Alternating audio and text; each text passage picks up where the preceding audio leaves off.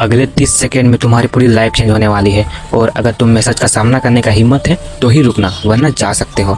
आज की जनरेशन की सबसे बड़ी दिक्कत है आलस। तुम्हारा ये आलस तुम्हारा कंफर्ट जोन नहीं, तुम्हारा ये आने वाली सबसे बड़ी बर्बादी का कारण है। तुम धीरे धीरे खत्म हो रहे हो और तुम्हें लगता है कि तुम सिर्फ आराम कर रहे हो।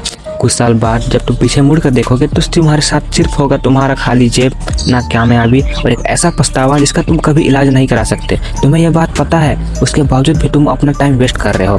अब एक बार आंखें बंद करो और खुद से पूछो, कब तक अपनी ही ना आंखों में गिरते रहोगे? कब तक खुद से बोलोगे कि यार कल से करूँगा? और कब तक दूसरों की सक्सेस पर सिर्फ लाइक के बटन दबाते रहोगे?